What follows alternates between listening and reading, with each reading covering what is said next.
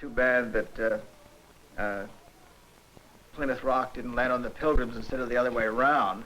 That we kind of an anti-sex thing in our culture that we just feel it's bad.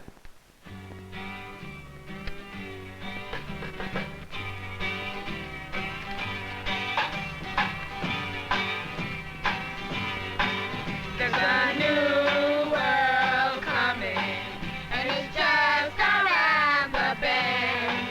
A doctor told me in 15 minutes he could teach the mechanics of sex. The mechanics of sex is quite an ugly thing. There's a new day dawning that belongs to you and me. You know what starts the egg growing? When it's warm. A sperm.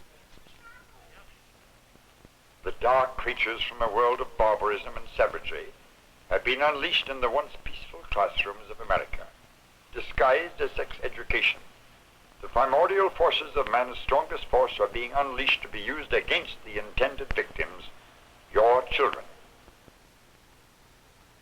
Coming in peace, coming in joy, coming in love, coming in love.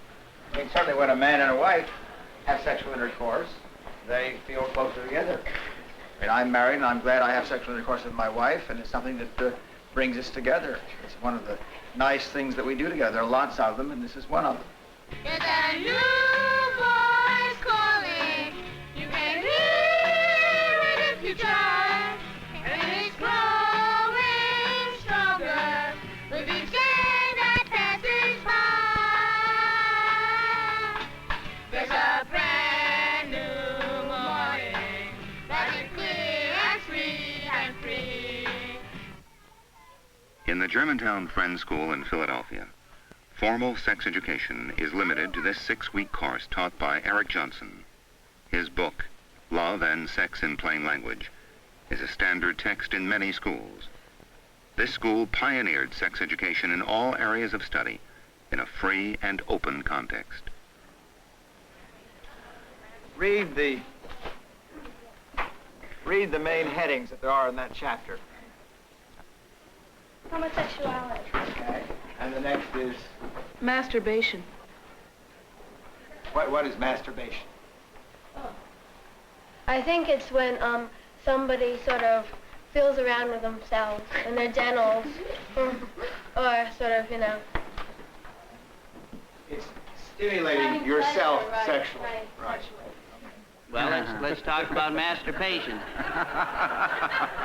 As I say, concerning masturbation, it can get out of hand, and so we... Man is the only animal that blushes, or has to, Mark Twain. The 3 R's and sex education. Gordon Drake, a politically ultra-conservative writer and lecturer, is generally credited with and/or accused of igniting the current sex education controversy with his pamphlet, Is the Schoolhouse the Proper Place to Teach Raw Sex? A catalog of alleged horrors committed in the classroom. Claims, for example, that children make clay models of the penis. Drake struck one of the most sensitive fibers in the American Puritan ethic, already outraged by the seeming excesses of our young.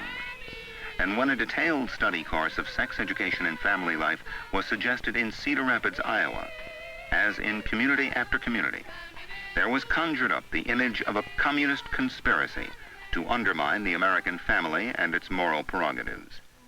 Cedar Rapids had, in fact, been teaching the human reproductive process for years in biology or hygiene classes.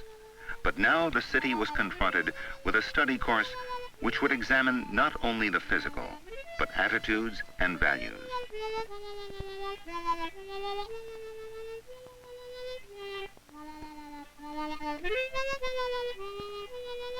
Most community leaders supported it, facing a relatively small but highly vocal opposition. A local chapter of Motorhead, the movement to restore decency, was formed. So was Crisis, Cedar Rapidians imploring sanity in schools. The lines were drawn, and the verities of a lifestyle captured by Cedar Rapids' most famous citizen, painter Grant Wood, were about to be challenged, as they will be in other communities across the nation in the school year ahead.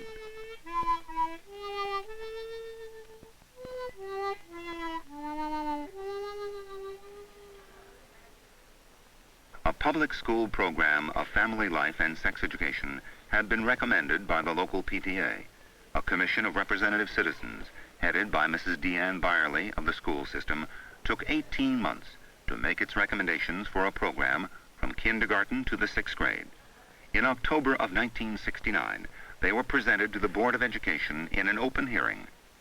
Dr. Walter Block. You permit your teachers to teach your child everything, including human values, ethical, moral values, but you leave out the one area in human relationships, which is one of the most important ones. When we speak of human sexuality, we are not speaking of teaching the children the technique of sexual intercourse, and there actually are those who believe that we will teach sexual intercourse to kindergarten children. Well, you can't teach it because they wouldn't even know what it means anyhow, so it wouldn't be too dangerous. I doubt, or let me put it this way, I wonder how many parents who will be able to talk in public or to their children about a penis and a vagina and the introduction of the one into the other, and that consists of human sexual relationships. There are very many parents, I am sure, who won't even be able to get the words past their lips. Look at it from the viewpoint of the people who are educated. I'm not educated, but I can see when something wrong is happening to our country and our people. If your daughter comes home pregnant after she's had sex education, are you going to stand back and say, well, the school's taught her that? I'm not responsible. The school's taught her that, and it is the responsibility of that parent.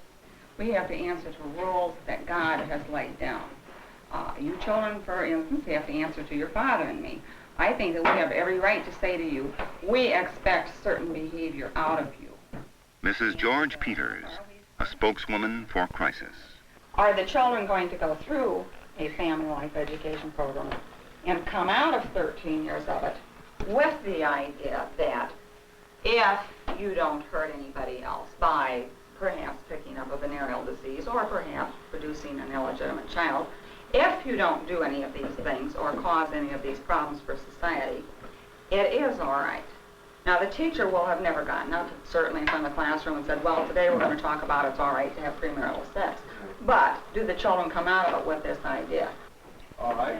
Would we all agree, would you all agree that if she got pregnant and she was unmarried and was in 10th grade, this really couldn't be this would be a pretty harmful thing for her and for the kid. Would you agree with that? Yeah. Does anybody disagree? It doesn't mean it would ruin her life forever, but certainly it's going to give her a lot more problems than she otherwise will have, and who will get even more problems than the mother, probably. Yes. And the child doesn't get consulted about this. So this is a big thing, isn't it?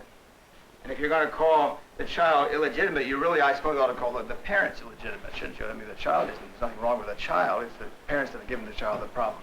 One of the things I think that I'm concerned about is the fact that I don't think that it's fair to give young people too much of a responsibility in making their own decisions.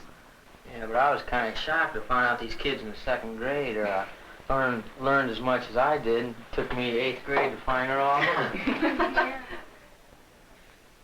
I think that we are in real trouble.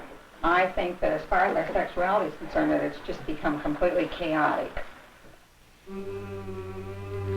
I pledge allegiance to the flag of the United Attended by a delegation from Iowa, the Christian Crusade of Dr. Billy James Hargis holds a convocation on sex in our society, most notably the specter of communist-inspired sex education.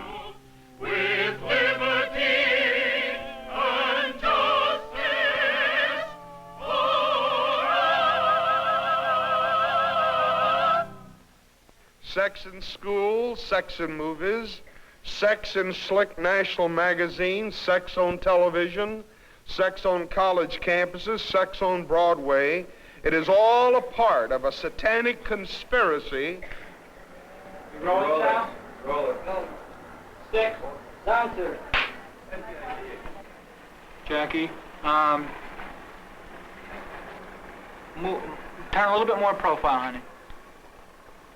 You'll walk in one of the cast members of us. And, hi, Debbie. Greet Debbie. A little hug, a little kiss.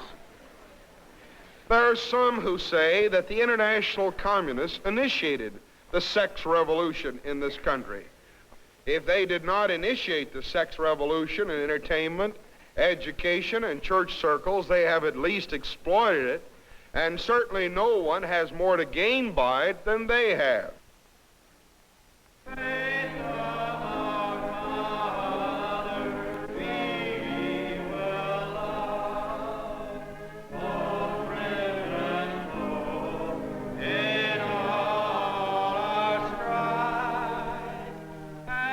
A Sunday morning in Cedar Rapids, the Reverend Charles Proud.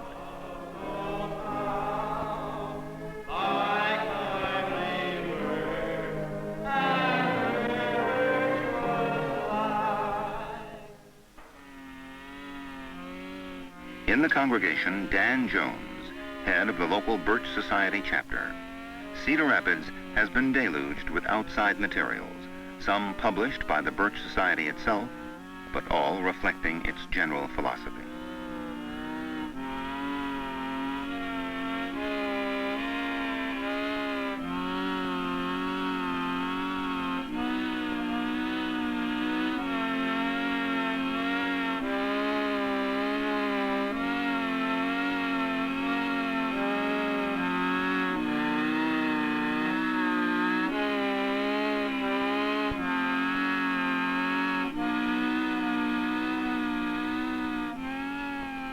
Excerpts of a film strip produced by the John Birch Society.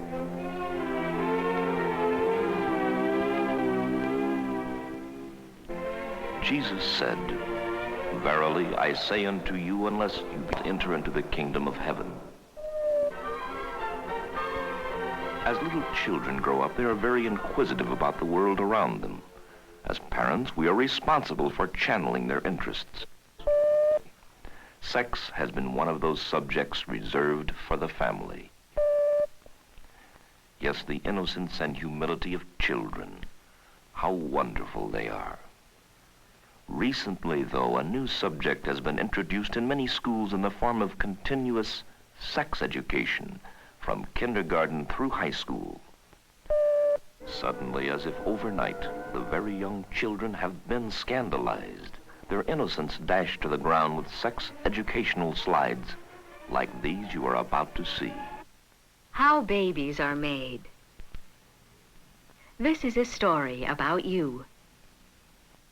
In dogs, as in cats, horses, and many other animals, the father's sperm pass out of his body through his penis. When a father dog wants to place his sperm in a mother dog, he climbs on her back. This is called mating. Human babies begin just like chicks and puppies.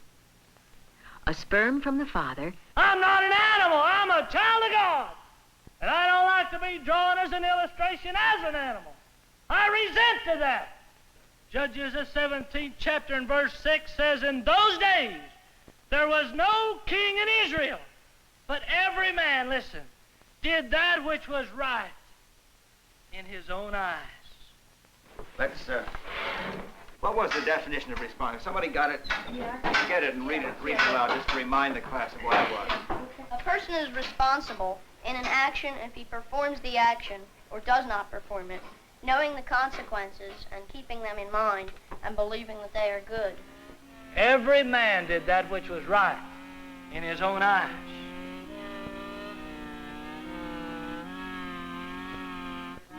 I want America healed. There's no better country in the world. I can think of no area in growing up in America that is more replete with inadequacies than the area of sex education. This was true when I was growing up, and I believe it is true today. And in many of the complaints that young people present to us about what is wrong with America, what is hypocritical about America, what is authoritarian about America, what is badly thought out and badly analyzed, the area of sex education is very prominent. A two-day convention of teachers of sex education is opened by Dr. Hester, president of New York University. The featured confrontation, a debate between Gordon Drake and Edgar Baker of the Institute of American Democracy, a self-styled watchdog of the extreme right and left. The sex education issue is simply a part of an overall pattern involving control of the school board by persons who share the general viewpoint of the proprietors of the ideology. And it is a vast ideology. The attack on public school sex education is almost word for word the attack on fluoridation. It is the same ideology that is behind the attack on the National Council of Churches. My father used to say that you could call a skunk a polecat, or a sachet kitty. They stink whatever you call them, and I don't care what you call the National Council of Churches. It's the same old stinking socialistic outfit. But communism is a threat, obviously. We're spending our substance financially and physically on fighting communism, so we're going to have to figure out something. It would work right into the Marxist hands, would it not, to divide family and child. I can tell you how I deal with my own children. I'd be glad to do that. If little Jody asks a question, we answer it. We don't over-answer it. We answer specifically what she wants. Then if it isn't complete, Jody, then we answer the next question you ask, right?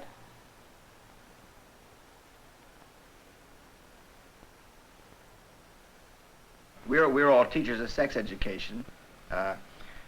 Can you think of things that have happened in your classroom experience where you were thrown, where you really weren't ready to answer? As a kid asked me, well, how do you know when you're going to have an ejaculation? How do you know when you're going to have it? And I wasn't thrown, but I hesitated for a while. Yes. How do you know when you're about to ejaculate? How do you know when you're about to ejaculate? Good question. You know when you're about to ejaculate because little by little a feeling builds up. I've heard Dr. Masters, who did this research on human sexual intercourse, human sexual response, describe this. A man's feeling gets higher and higher and higher until at a certain point he just knows. It's like a sneeze. It's nearer a sneeze than anything else. You know when you're going to sneeze, don't you? Yeah. You have this tickle and it goes more and more until suddenly you know that no matter what happens, you're going to sneeze. All right? Yeah. Okay. Well, that might work. It's a kind of a feeling that grows up, that builds up to the point where finally you know you're going to ejaculate. A man can tell, and a woman can tell when she's about to have an orgasm too, when she's about to have that rhythmic contraction of her vagina. It builds up to a point where she finally is going to have it, and she knows it. This is the sort of thing that I really love, where a teachable moment turns out to be one where I'm the one that's taught, and the kids. And I think we've got to face today that 9th graders and 10th graders, and certainly 11th and 12th graders, know a lot more about a lot of these things than we do. They're so full of wonder about their own physiological changes and their feeling of being awkward and not knowing quite what this is all about. And it changes so dramatically from one day to the next. And so that it really does, I think, come down to emotional reaction to it and response to it with great love. And LOVE is WORK. So you can't take it on as a recreation. It's an obligation. What do you mean, if they loved each other? What is that? This is a tremendous question, obviously. Well, loving each other, I mean, if you want to have the experience and you take the precautions, I mean, I know you can still have a mental, I mean, it's not all body when you do it.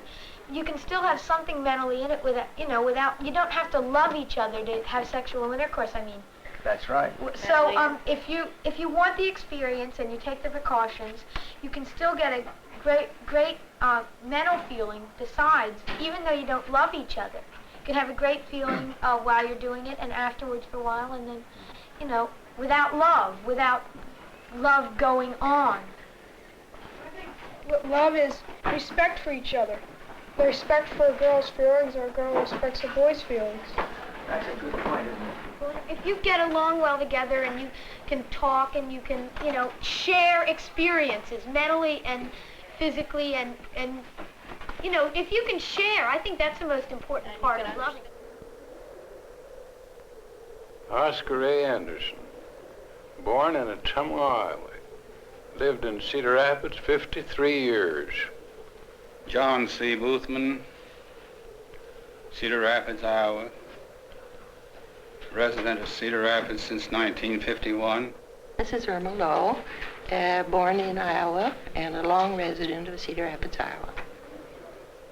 You know, it seems to me that the youth now will welcome some situations that we as individuals couldn't possibly tolerate. We don't like sharing our bath towels. Why should we share our bodies? It seems ridiculous to me. Just hither and yon. It should be the most vital, intimate, and powerful bond, and it isn't anymore. So I remember down at the World's Fair in St. Louis. I was probably 19, 20. And there was these women begging you to come in. I mean that, see? I had a Christian feeling that that was wrong. And I got past them as quick as I could. And that's absolutely the God's truth. And there was something about my Christian training that didn't let passion or anything else overcome my feeling that it wasn't right. Well, there were a lot of things done in the dark, hidden, you know, in former days that never came to light. The scriptures say there's nothing hidden but what will be revealed. I don't know what to say, whether it was better that way or not. I am inclined to think that it wasn't. The good old days just weren't that good. I think that the world's getting better and better in spite of everything. Let me show you something here. You know what that is? A Pretty tough one. This is a kitten. And you know what happened to this kitten? What? Its mother died before it was born. Yes, I want to tell you what to look at first, because there's a lot of things to see in here. What is all this here? Remember what we talked about, the afterbirth? And this is the afterbirth, they call it. And that sack was full of water. Yes, you can see through it. And so when the kitten was inside its mother, it was floating in a sack full of water. Is that the baby cat? This is the baby cat, and this is the sack that it was in right there. Do you know why it was floating in water? Why? So it wouldn't die. If something bumped the mother, that would sort of be a cushion around the kitten. See this thing here on the bottom? What? That's called a placenta. Remember you talked about the tube? And the one end of the tube is the placenta, and the other end of the tube is the belly button, right? Who has asked the youngsters of this community whether they want sex education in the schools or not? I have to meet a teenager yet. I have to meet him yet who has told me we don't want that in the schools. Let's talk to the teenagers and find out what they want.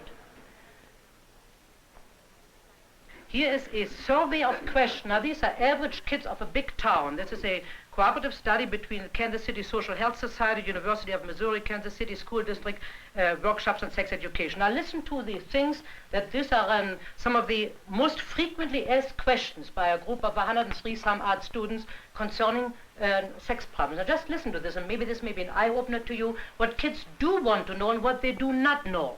Number one, is it okay for a girl to sex, she says, at least once or twice before marriage? Number two, can you get pregnant any other way than by human relations? Should you really trust a boy? If your brother wants to practice sex, should you let him? What makes parents want you to leave the house or fuss about it when you come home pregnant? Should you have intercourse with a boy on the first night you go out with him? If not, on what night? Those are questions that teenagers in this modern society are asking. Do men marry for sex? Nor was that an isolated, atypical study. The Connecticut State Board of Education, in a survey of 5,000 students from kindergarten through 12th grade, found that questions about sex predominated. Teach us what we want to know.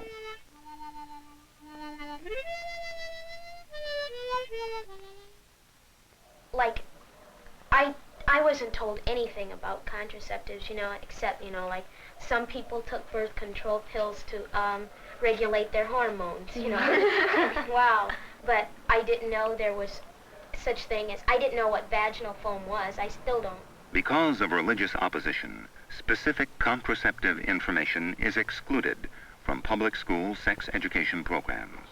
But at the University of Iowa, these women, demanding fuller information at college level, cannot isolate birth control from recollections of their own needs to know. I was brought up in complete silence, you know. It's just wild. I'm surprised I can talk. So, yes, I think I learned the hard way, you might say. From experience, I know how I won't bring my children up. I think I can bring my children up in, you know, a free atmosphere where sex will be something that is every day, because it is. It doesn't just come out at night. I think a lot of parents think it's only necessary to demonstrate a good sexual attitude but not give out any information.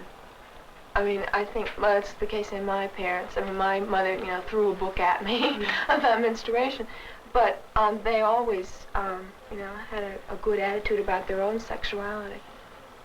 So I think that was important. I don't even think I related sexuality with my parents. No.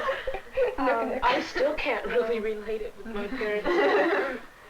My parents do that. Yeah, I think that's the same attitude I had when I think it was 5th grade. A girlfriend of mine ran over and said, I read it on the back of a baby calendar. Of course, I didn't believe it. And then when I'd see young couples walking with a baby, you know, it was snicker, snicker, they did it.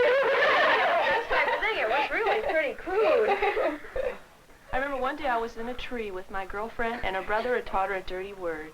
And she told me what it meant, and I said, oh, don't believe it. I did. I just said, no, that's not the way it is. And then I went home, and then we had our movies a couple weeks later, and I said, Mom, it's true, that's what it is. And she said, well, you know, it's a crude word, but that's how it goes. And I was really upset, and I had a lot of trouble accepting it because I had no idea that there was such a thing as sex, and I don't think that's good at all either.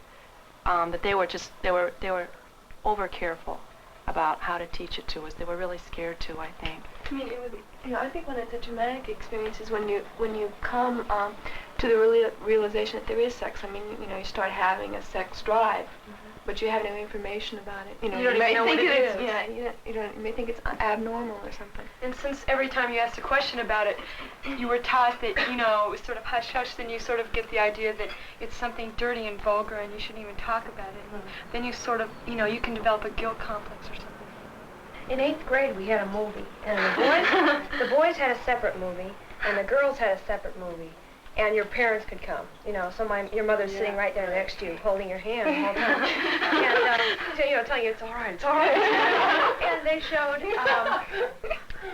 showed, you know, drawings, just flat drawings of, you know, human beings. They didn't even look like human beings. It was a lot of imagination involved, and then we got out, and the boys got out.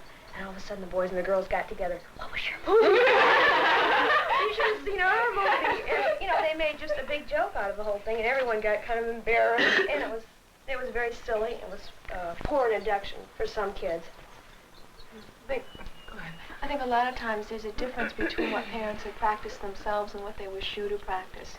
I think that the norm has always been sexual permissiveness with affection, and I think probably my parents have followed that. I'd say probably having intercourse before they were married. But I think my mother, when explaining sex to me, would probably say, oh no, you should wait until you were married.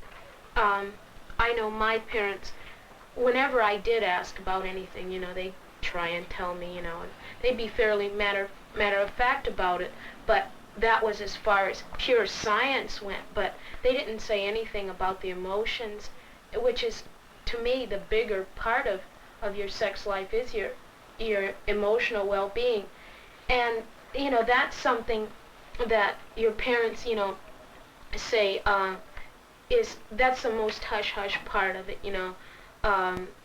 Everything else is, you know, kind of, I guess they feel it's rather animalistic to tell you about, you know, it's natural to have a sex drive and once in a while to have some kind of urge and stuff, and you know, you picture as something like nice girls don't think about things like that. Nice girls don't never want to have intercourse or anything, and you just, you know, like, you get this view from your parents, and it's really bad.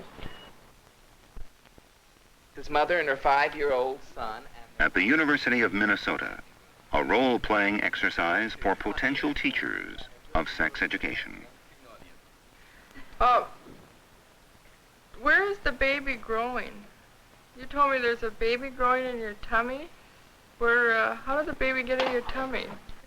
I want to go back and correct the mistake I made then, you know, because it's not in my tummy.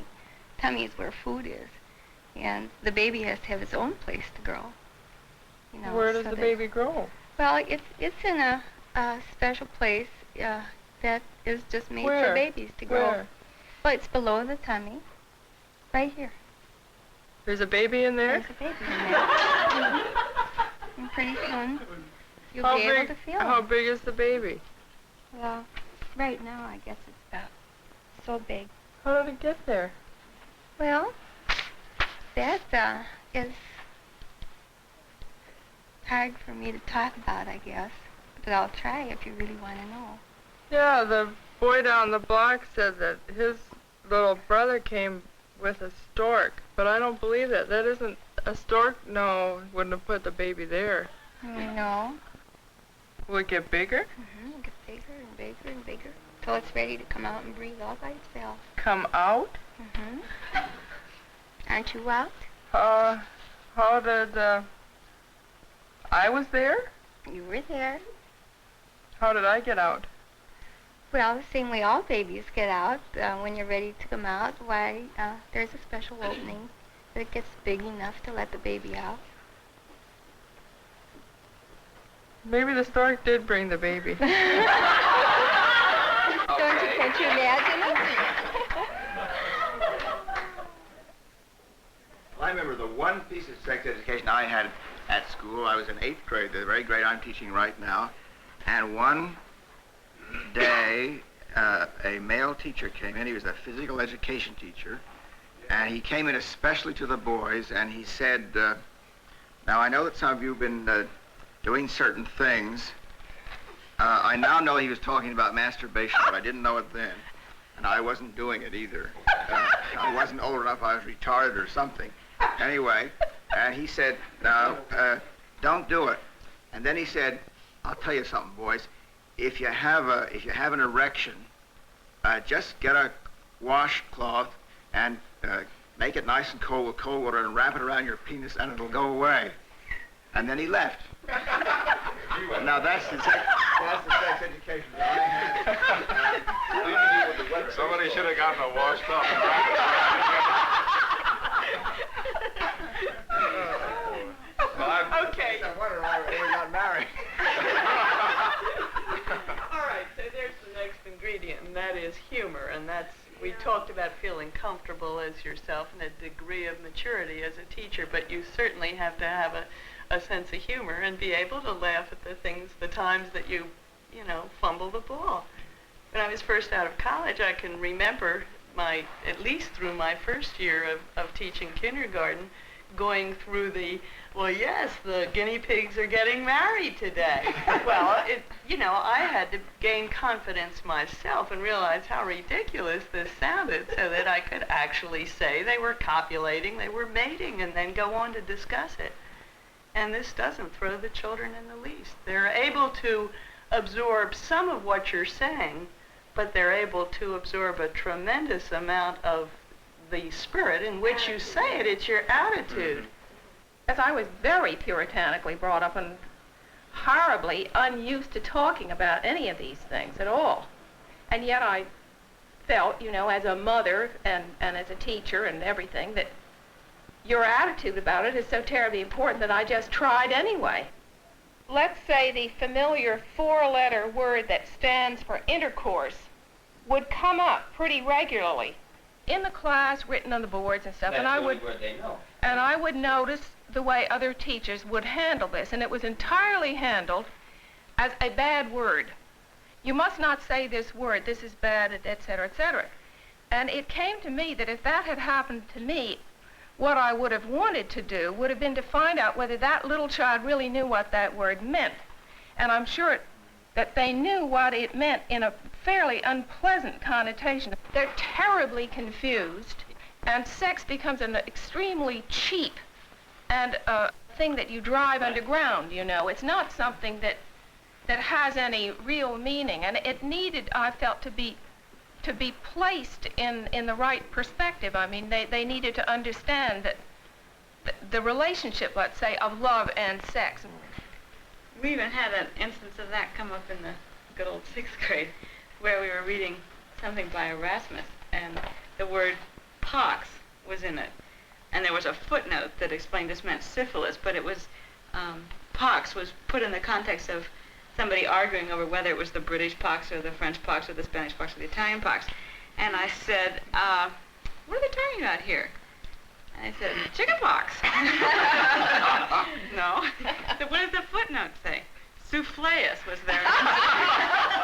But it did give me a chance to then go into what it was, and they wanted to know, well, how do you get it? And so I could explain that it usually was passed from one person to another through sexual intercourse. And, well, what happens when you get it? Is it like the chicken pox? No, it's not like the chicken pox at all. And then I explained what some of the symptoms and results were, and fortunately their conclusion was, oh, it's terrible. We saw this film on it about VD and gonorrhea. Well, and I think it's very important to know about it, because in your sex relations, as we said before, it's important to feel the way you know about the other person's feelings. And if you know it's going to hurt somebody, I don't know, I don't think many people want to do it. And I liked the VD film. I mean, it was sort of weird, but at least we found out about it. Well, I sort of thought the music was giving the movie's opinion of syphilis and gonorrhea, and I thought it was sort of dumb because it was sort of giving you the movie's opinion that you didn't want to have maybe. Well, I think the music was helpful. I mean, I think that, well, it really got through to me, the music. The evil pox, the great pox, spread across Asia and Africa in a terrible epidemic. Syphilis is still with us today.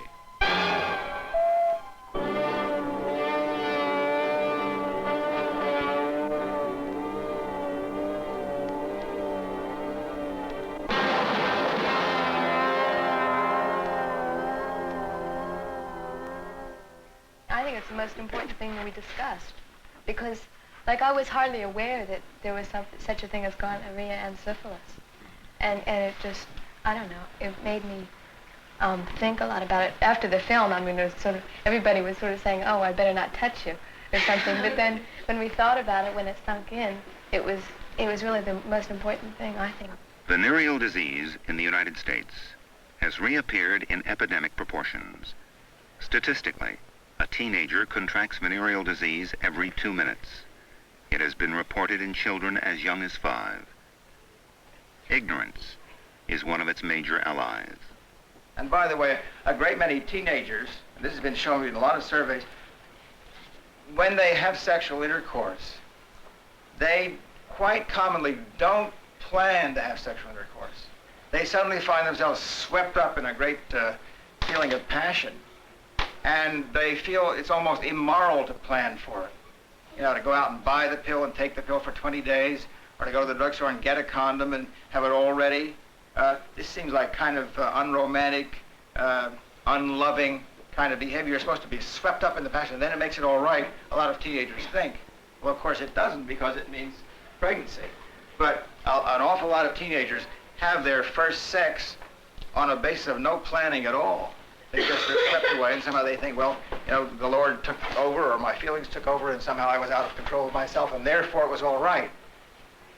Question mark, is it?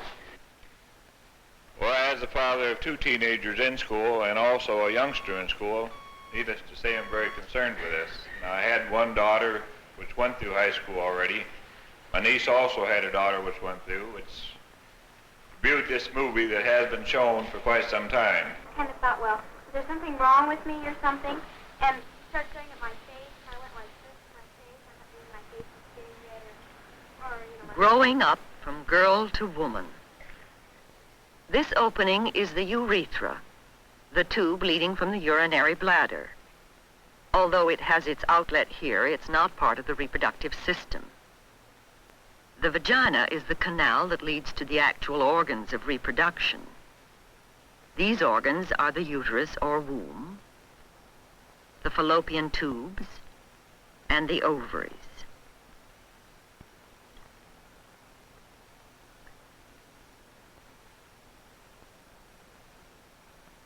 Under the influence of the hormones, all of the inner organs have been developing along with breasts and hips, getting ready. Dr. Block said none of this would be filth. Well, some of the reports just came back through reports from reliable sources. Some of it was filth, or at least as far as I'm concerned. Mr. Cadbury, I noticed that Rachel and Chris and Nat have our 3 baby guinea pigs. Can we tell what sex they are? I don't know. We could try. Let me have a look.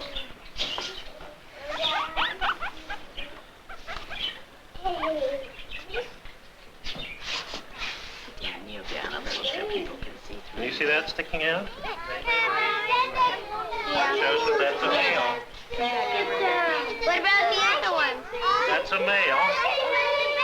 I'll get that. I'll have to pick it up. But this one's a male because that little penis sticking out there. My name's Charles Proud at 4317 Council Street Northeast.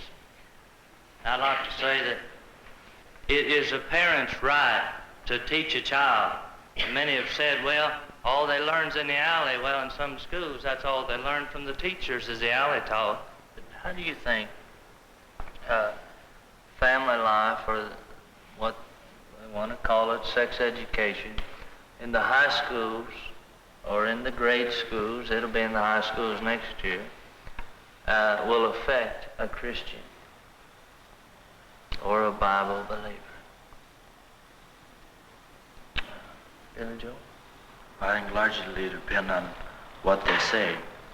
If you're taught from the Bible, and they teach you something that's totally different, and they tell you that this is right, and you accept this, well, that's going to bring a change on you, a bad change. And if you start down at 6th grade, then maybe by the time you've had it pushed into you until you're up to high school, that you're maybe going to start to doubt. I think this would be a totally bad effect. I think you should believe what the Bible has to say, and if anything else contradicts it, then that's wrong, instead of accepting the different ideas.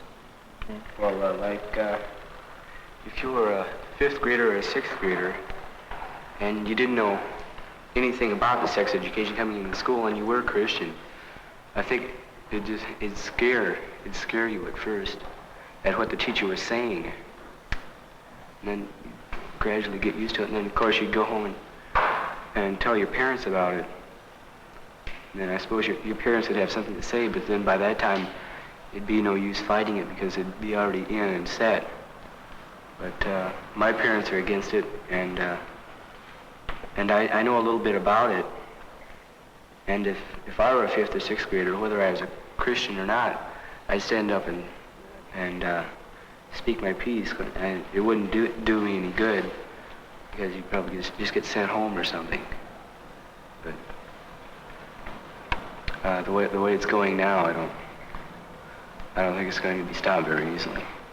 Probably the kids would want sex education because they're curious about what goes on and all this. And it wouldn't help you to stand up in front of class because it hurt your pride to be laughed at in front of your friends. If you really believe in what you believe in, the Lord's going to provide a way for you to have friends and everything. He's not going to leave you alone out there, and you're going to have just as many friends as some other people do that do believe in all this sex education we know. I mean, our parents know it. I mean, and their parents before them knew it, and they didn't have it in school, so why should we have it? We haven't changed that much, I don't think. George Carlson's my name. I'm the senior pastor for First Lutheran Church. This is a thing of God, you know? This is a thing God has given us all around this city with youngsters who've gotten all balled up somewhere, you know, because somebody just didn't lay it out, you know, and make it clear within proper confines as to what this thing is all about. Why has sex, you know, gotten dirty anyway, really? Anybody? Martha? Well, I think it's just because it's just been pushed down and, you know, made fun of for so long. Not made fun of, just taken as something really dirty, you know, for a long time. And that people just will have to, I don't know, you know, get at the hard way, learn it the hard way from the gutter and from the alley and stuff like that, instead of really learning it from where you should learn it. You can't quite leave it up to parents, because my parents have never said a single word. Since, well, I learned it kind of half and half, and kind of dawned on me one day, you know, this is it. People will say, well, we've gotten along for millions of years without education courses in our schools, and the parents have been capable of telling us the basics, but I think what they're trying to get at in education courses in school is a little more deeper, a little more complete. And even parents sometimes are afraid to tell you the facts of life. They kind of spring it on you all of a sudden sometimes. And this might give you the feeling that, well, why have they been keeping it from me for so long? Is it something wrong with it? And this is maybe your first doubt about sex. You know, like my folks were both immigrants, never got beyond 6th grade, and knew about as much about sex education. You know, it was all behind the barn kind of thing. That's the way it was. But they had some kind of a moral understanding about it. They knew darn little, you know, mechanically, as it were. But somehow they were to teach my two brothers and myself something about this. And I'm not so sure they did a very good job either. I think they ought to change it to life education. Sex just bugs me. Yeah. Life education. Yeah, I think when I think of sex education, I think strictly of the reproductive part. And are you saying this because sex has a dirty connotation to it? Yeah, and also See? I don't think sex is basically, when I think of sex, I don't think of I don't know, falling in love or something. Yeah, that's our hang-up, isn't it? Yeah, I think we're all living examples of failures in sex education. James McCoy, 860 Center Point Road, pastor of the First Pentecostal Church. Again, the statement was made tonight, let's ask the teenagers, where if it were in the parents' hands, the teenagers have no say about it. They do what their parents say to do, and that's the way teenagers ought to be. They ought to be under the jurisdiction.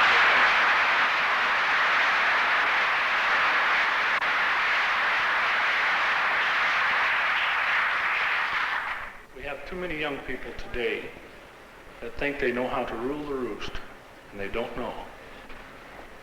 And I see an element going on in this nation that is out to wrench the young people out of the home, stereotype them, and make them just what the system wants them to be, so that they can tell their parents when they grow up, go jump in the lake, Dad. I've been taught at school, and you don't have to tell me, I already know. I've been reading about this all these days in the paper, and I've been wondering why 13 years of this study. You know, a doctor only studies maybe 12 years. We're going to turn out a lot of specialists, it seems to me. Or, now, if you didn't get the board report also, we'll send you one of those, too. After the first open hearing, the Board of Education spent a painstaking 3 months fully acquainting the community with details and the materials of the program. This meeting at another local high school, for example, where Mrs. Deanne Byerly, who spearheaded the initial program, again faces the unconvinced opposition. A large, probably almost a total section of the community. I agree with you. And the schools have a responsibility to do something. Who said they had the responsibility? Maybe something's being taught that shouldn't be taught. There are many values the school teaches continually. The value of law and order. the value of respect for other people, honesty. These are all values. But it's a recurring theme. You parents are not perfect, so you can't teach your children.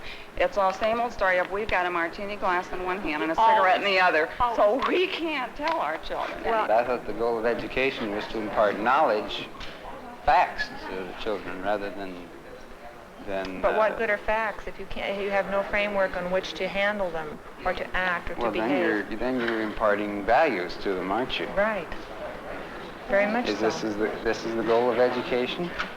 Seeking an answer to the same question, Gordon Drake, unrelenting foe of sex education, goes to Germantown Friends School. There he faces Eric Johnson's 8th graders, the products of years of open discussion of topics which in most schools and in many families are taboo.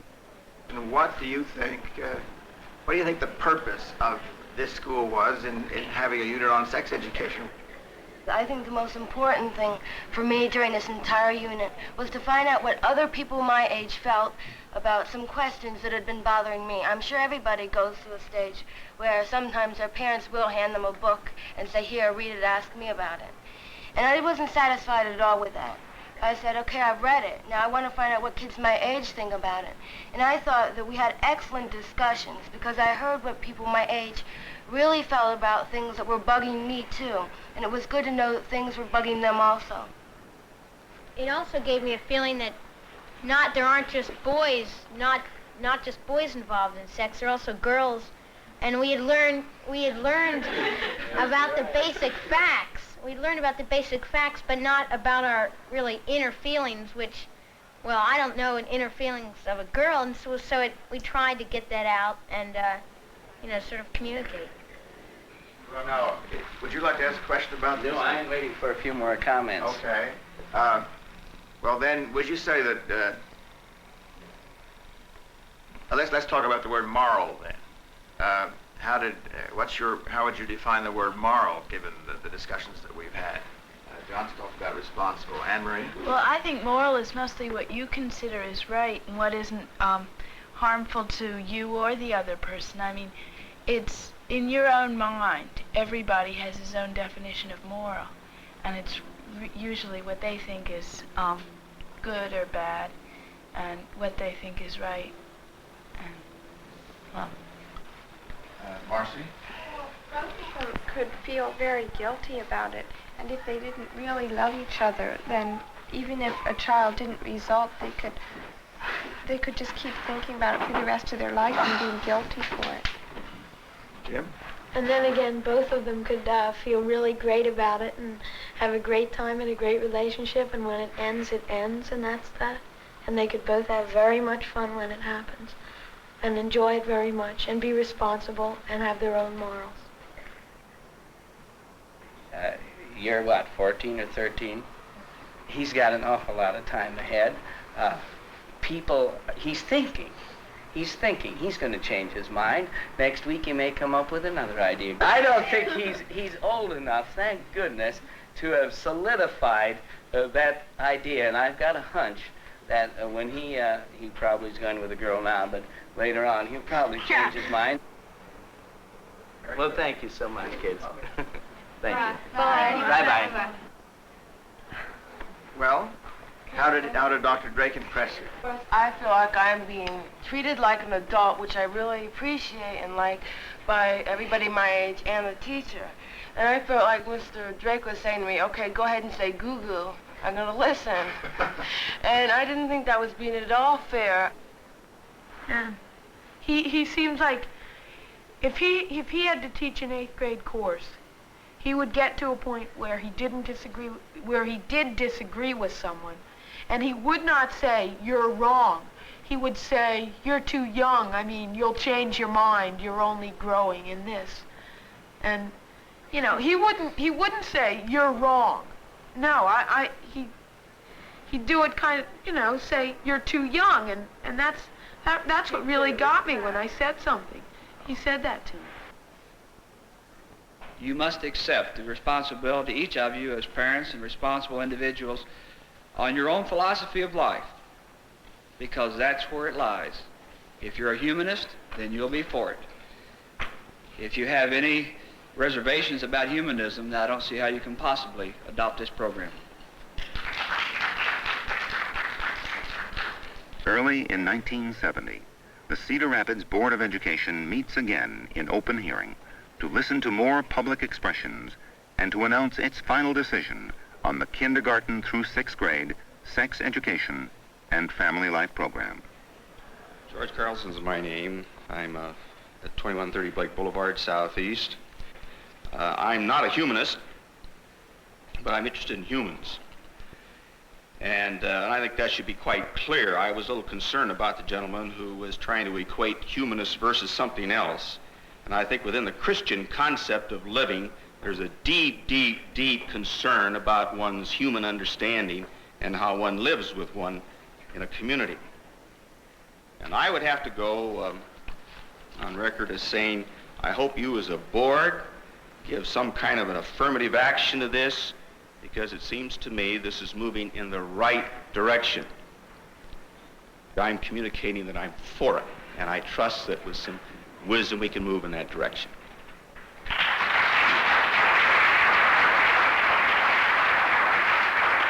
Thank you, Mr. Carlson.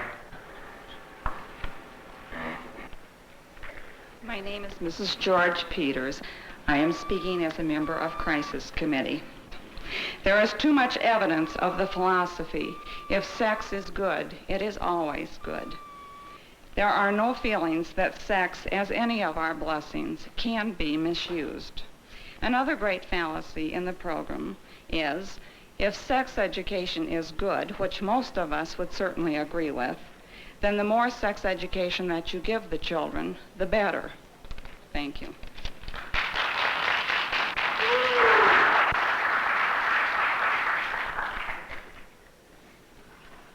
Any other comments from the board? If not, I guess the hour has come. All those in favor say aye. Aye. Opposed? Motion unanimously carried.